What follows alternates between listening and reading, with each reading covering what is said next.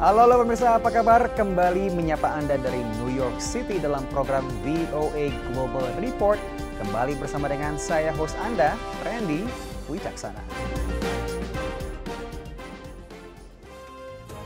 Segmen pertama kita buka dengan segmen Global Highlight, rangkuman berita dari Amerika dan dunia berikut ini.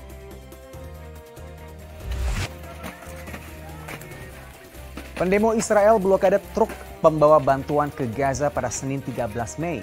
Video ini beredar luas di media sosial dan telah diverifikasi oleh media Reuters. Pendemo terlihat melempar paket makanan ke jalan.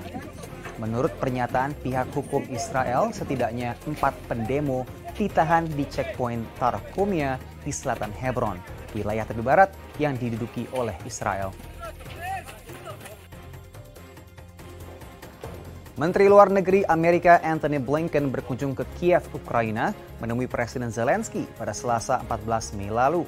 Pertemuan ini terjadi pasca disetujuinya paket bantuan senjata Amerika Serikat untuk Ukraina yang disetujui Kongres Amerika Serikat pada April lalu senilai 61 miliar dolar Amerika. Pada konferensi pers Rabu 15 Mei, Blinken mengumumkan Amerika menambahkan bantuan senilai 2 miliar dolar untuk membiayai militer Ukraina. Jembatan Francis Scott Key Bridge yang rusak di Baltimore diledakkan oleh petugas pada Senin 13 Mei.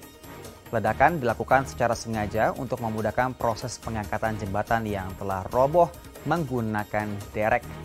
Jembatan ini rusak tertabrak kapal kargo pada Maret lalu dan melumpuhkan lalu lintas pelabuhan kapal kargo di pantai timur Amerika Serikat ini.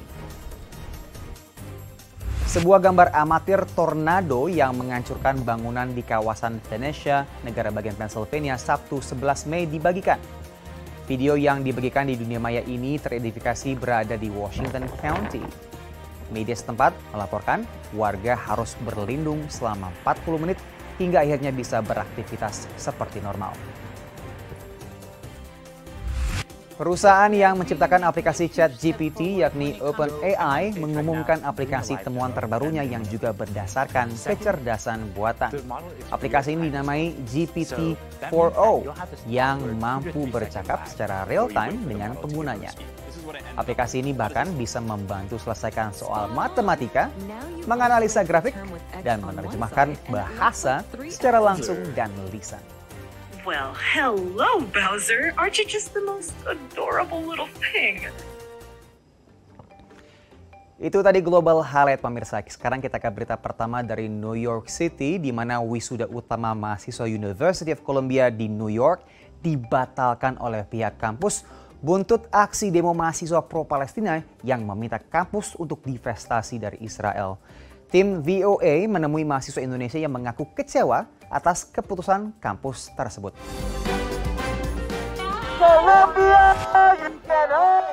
Usai protes yang berujung ricuh, kampus top Ivy League di New York, Columbia University umumkan pembatalan wisuda utama untuk mahasiswanya 15 Mei ini. Hal ini direspon kecewa oleh para mahasiswa Indonesia yang berkuliah di Columbia University. Nah itu bikin orang-orang kaget banget karena kita taunya dari berita, bukan dari email universitas langsung. Ami dan Zarifah sudah lama menanti wisuda di kampusnya setelah berjuang meraih beasiswa LPDP dan masuk ke kampus prestis ini. Nyatanya, tak hanya wisuda utama ditiadakan, tapi kini semua akses kampus dikunci, bahkan untuk mahasiswanya. Zarifah mengaku kecewa karena telah terbangkan sang adik dari Bandung untuk hadiri wisudanya. Nah, jadi kalau misalkan nggak datang wisuda, setidaknya bisa lihat kampus lah. Ini kan lihat kampus juga nggak bisa karena sedang ada lockdown kan. Udah hampir 2 minggu ya. Hampir 2 minggu kampus kita lockdown dengan kondisi kita lagi finals. Jadi nggak bisa belajar juga. Lebih sedihnya sebenarnya nggak bisa ngeliatin sekolah kita ke keluarga sih. Wisuda utama kampus Columbia adalah tradisi ikonik yang dihadiri hingga 65.000 mahasiswanya dari 19 fakultas yang berbeda dan telah berlangsung sejak tahun 1926. Wisuda tingkat universitas ditiadakan, tapi wisuda tingkat fakultas tetap dilangsungkan meski harus dilakukan jauh dari lokasi kampus utama. Momen wisuda ini dimanfaatkan wisudawan asal Indonesia untuk reuni dengan keluarganya, termasuk Bayu Ramadan yang berpisah dari anaknya selama berkuliah hampir 2 tahun di New York. Istri 2 anak, ada ibu mertua dan adik ipar juga. Anak-anak tadi mau ini untuk datang wisuda. Tujuan utamanya itu kan, supaya ngeliat papanya selama ini ngilang 2 tahun ngapain aja. Meski kecewa, namun para mahasiswa Indonesia ini mengaku tak menyesal berkuliah di masa-masa ini. Gak nyesel karena banyak pengalaman yang didapat, bukan cuma hal-hal yang kita pelajarin di kelas, menjadi bagian dari sejarah. Ini kan mungkin gak keulang lagi tahun depan. Kita bisa ke sekolah terbaik manapun di dunia ini. Kita bisa nyari pendidikan sehebat apapun, tapi semua itu nggak akan ada gunanya kalau itu buat diri kita sendiri doang. Disitulah nanti ilmu dan pengalaman kita akan berguna. Itu sih yang kayak pengen gue tanamin ke anak-anak. Pembatalan wisuda Columbia University ini adalah buntut dari aksi protes mahasiswa pro-Palestina yang menuntut kampus untuk divestasi dari Israel. Kampus menolak permintaan tersebut pada akhir April lalu. Dari New York, Randy Wicaksana, VOA. Usai jeda kita akan bergabung dengan Aryatna Budianto dengan segmennya dari Washington DC. Ana, ada cerita apa yang akan dibagikan di segmen Anda nanti? Ya, Randy, berhubung Mei adalah bulan warisan budaya warga Amerika keturunan Asia, habis jeda saya akan mengajak melihat perayaan budaya aneka bangsa di Washington DC, termasuk Indonesia tentunya. Jadi jangan kemana-mana, stay tune di VOA Global Report.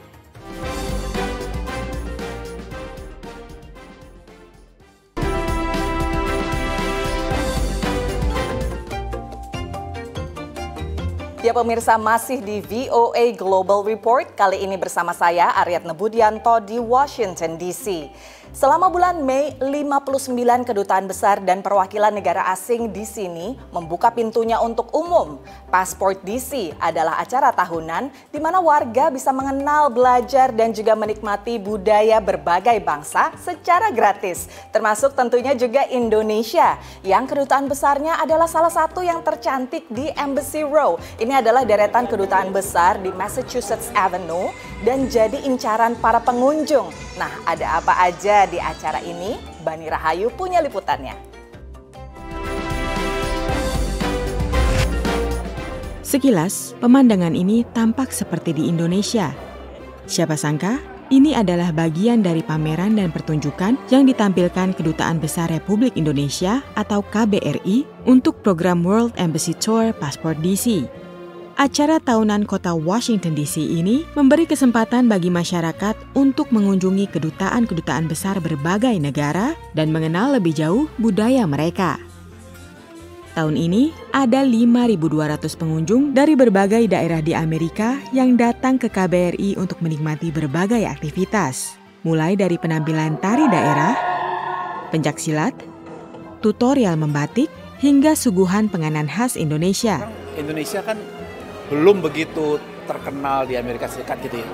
Tidak seperti mungkin Korea, Jepang, atau bahkan Singapura lah gitu ya. Jadi dengan cara seperti ini, membuka pintu kita untuk orang-orang Amerika Serikat, mereka bisa lebih kenal dengan kita, lebih sayang dan lebih cinta dengan kita. Dan pada akhirnya nanti mereka akan datang berkunjung ke Indonesia, atau beli produk Indonesia, atau beli jasa Indonesia. Oh, it's a wonderful country and it's a little easier than flying 20 hours. It'd be nice to fly 20 hours, but if you don't have the time, it's just as easy to come here and see all the cultural richness, the fabric of the country and the people of the country, and we get to make crafts. So crafts and food are a very good combination, very fulfilling on both levels. So it's a lot of fun. The people are just amazing. Di samping budaya, satu daya tarik bagi pengunjung adalah gedung bersejarah KBRI yang berusia lebih dari 150 tahun. No, this is actually the first one that we're visiting. So it's beautiful inside. We were like stunned when we came inside. And so like all the statues in the lobby was amazing. There's a lot of history and just like the different stations with many different instruments and like clothing, things like that. It was great to learn about. Selain Indonesia, salah satu negara yang antrean pengunjungnya mengular adalah Korea Selatan. Negara itu dikenal dengan ekspor budaya populernya yang masif 1 dekade terakhir. People love the variety of Korean culture, but the most popular one is the K-pop contest, which is doing right now. So people love to watch it. The K-pop fans dancing and singing. Super fun, really long lines. Yeah, good music, good food. I think it's been pretty amazing. Yeah, it's been really fun. We've been to a lot of countries, but not South Korea and Japan yet. Not South They're on our Korea, list. Japan. I like K-drama. Program World Embassy Tour adalah bagian dari acara Passport DC yang digelar oleh Events DC, otoritas resmi yang menggelar konvensi serta acara olahraga dan hiburan di ibu kota Amerika. Passport DC menarik hampir 27.000 pengunjung. Misinya adalah memperkenalkan budaya-budaya di kota yang disebut sebagai melting pot atau tempat membaurnya berbagai kelompok dan suku bangsa untuk mempromosikan keragaman dan toleransi. Dari Washington DC, tim VOA. Dari Washington DC kita beralih ke salah satu kampus Ivy League pemirsa, yaitu University of Pennsylvania untuk melihat kelas bahasa Indonesia di sana. Pesertanya ternyata tidak hanya mahasiswa Amerika, tapi juga generasi kedua keturunan Indonesia yang ingin mengasah bahasa ibu. Hari kemerdekaan di Amerika Serikat. Ini adalah presentasi mahasiswa kelas bahasa Indonesia pemula di University of Pennsylvania. Makanan adalah bagian. Jack dan Arnaf adalah dua mahasiswa S1 keturunan Indonesia yang tengah mengambil kelas bahasa Indonesia ini. Saya berasal dari Jakarta, tapi semua keluarga on his side dari China. Chindo, yeah. Chindo. I lived in Jamaica my whole life. So, I mean, like, most of my culture is Jamaican.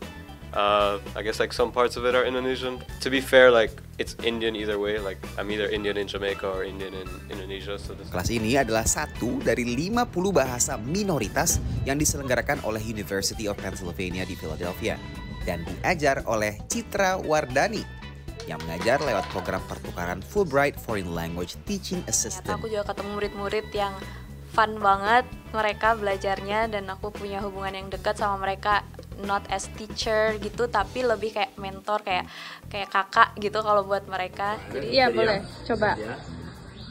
Metode yang diajarkan Citra menekankan ke pembicara sehari-hari yang dirasa akan lebih bermanfaat untuk para mahasiswa ini untuk berinteraksi dengan warga Indonesia. Like the foremost point of the class is to learn how to speak with Indonesians, not worry about formal or informal. Just like get it out there and just keep speaking the language. And I feel like that's honestly the best way to learn. Like we also go to we went to restaurants together, like we know to order food. Suka makan nasi goreng, pretty basic.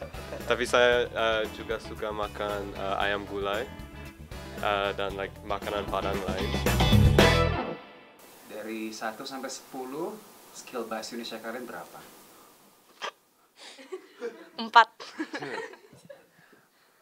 4 juga. Mayoritas mahasiswa kelas bahasa Indonesia di kampus ini tumbuh dan besar dengan orang tua asal Indonesia. Namun, justru kesulitan untuk berkomunikasi aktif dalam bahasa ibu mereka. Seperti curhatan Zora dan Timothy yang masuk di kelas bahasa Indonesia tingkat lanjut yang diajarkan oleh Citra. Saya ambil kelas ini untuk bisa lebih lancar bahasa Indonesianya, karena saya ngomong bahasa Indonesia sama mami papiku. Ya, saya juga kesel kalau nggak tahu gimana bisa ngomong di Indo, karena saya suka ngomong tentang banyak science related things. University of Pennsylvania berada di kota Philadelphia yang dikenal memiliki konsentrasi diaspora Indonesia yang tinggi, termasuk para mahasiswa yang bersekolah di sini.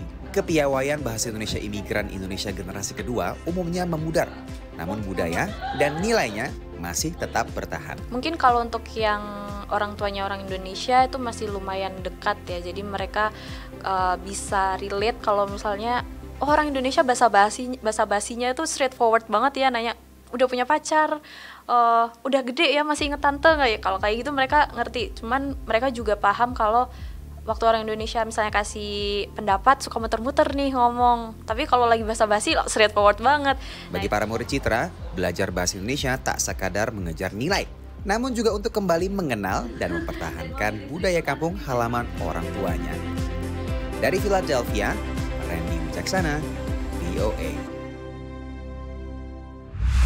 Ya pemirsa, itu tadi sejumlah liputan tentang perkenalan budaya Indonesia di Amerika. Sehabis istirahat, Randy Wicaksana di New York akan kembali menemani dengan liputan tentang bisnis yang kembali ngetren dan juga tenaga kerja asing di Amerika. Stay tune di VOA Global Report.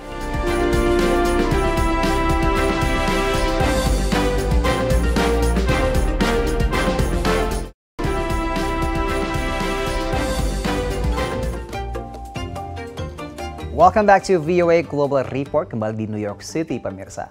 Pembangunan masif di Amerika tidak luput dari jasa para tenaga kerja konstruksinya. Oleh karenanya permintaan untuk tenaga kerja sektor ini terbilang tinggi di Amerika Serikat.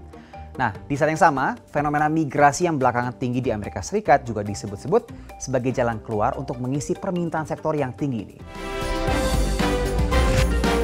Para pekerja migran ini antusias mengikuti pelatihan kerja di pusat komunitas La Colmena di Staten Island, New York. Marilyn Villamar, warga Ekuador berusia 20 tahun, adalah salah satu pendatang baru di sini.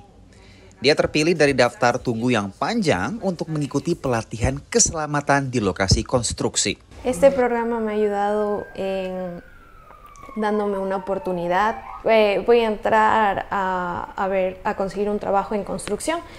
Peraturan kota New York mewajibkan kelas tersebut.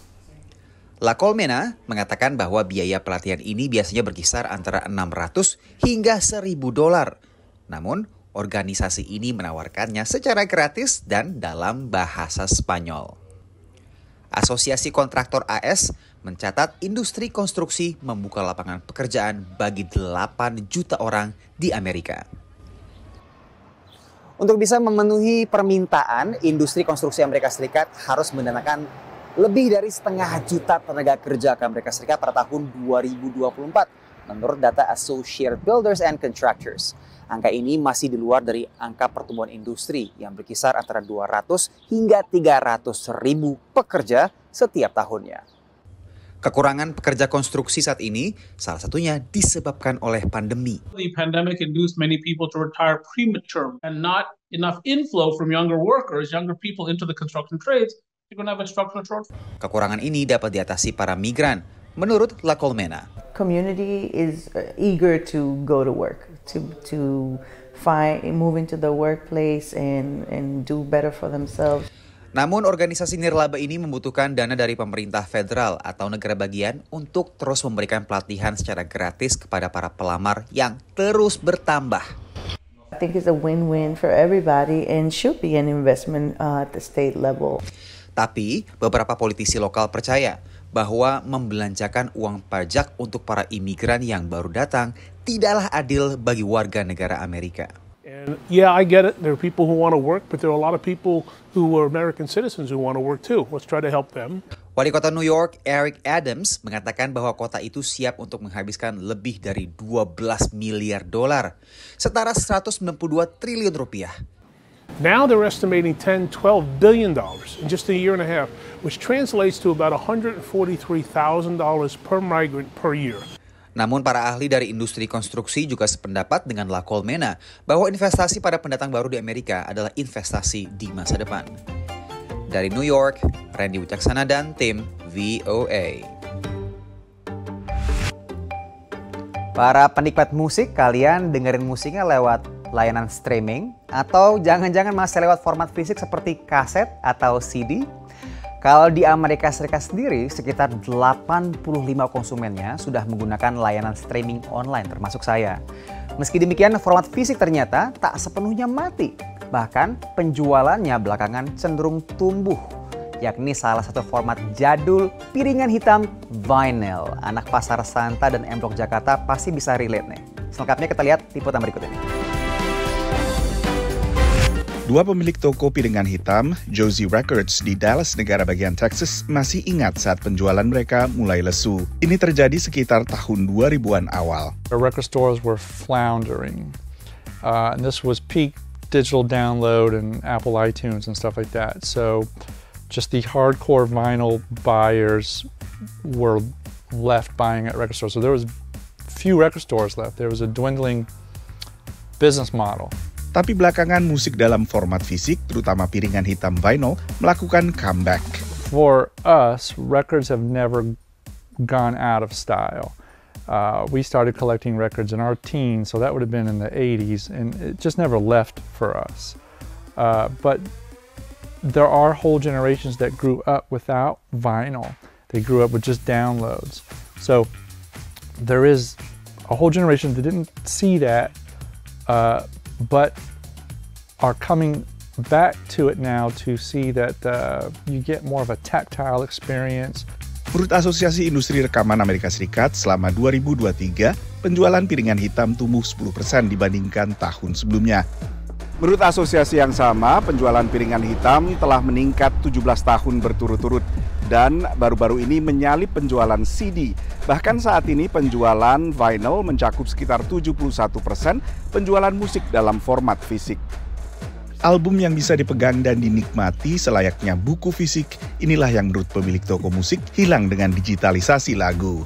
It's a physical thing that you can collect, and there's a sort of collector gene in a lot of people, and so people do like to have something that they can display on their wall, like a sort of library, which you can't really do with an MP3 or downloads or anything like that. For me personally, I like having the physical thing. If it's an artist I really like, I like being able to see the liner notes, all the stuff that actually comes with the physical release. I also like supporting an artist if I really like them.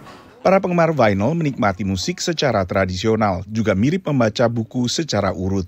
It's just a nice ritual to actually put it on, listen through a whole record. I feel like nowadays the process and ritual of listening through an album all the way through is kind of lost with streaming. You just put it on a playlist and shuffle. And the artist intended for it to be listened to as a sort of 20-odd minute piece of music with the tracks in a specific order. So I always like to think, well, you wouldn't take a DVD and watch each chapter out of order. Penjualan piringan hitam juga tak lepas dari efek Taylor Swift. Karena bintang pop peraih Grammy tersebut juga selalu menerbitkan musiknya dalam bentuk vinyl dengan beragam fitur khusus yang digemari para Swifties. Dari Washington DC, Nova Purwadi dan tim VOA. Pemirsa, demikian perjumpaan kita dalam VOA Global Report episode kali ini. Jangan lupa saksikan terus VOA Global Report setiap pekannya dan bisa disaksikan di YouTube VOA Indonesia. Saya Randy Wicaksana pamit undur diri, terima kasih dan sampai jumpa.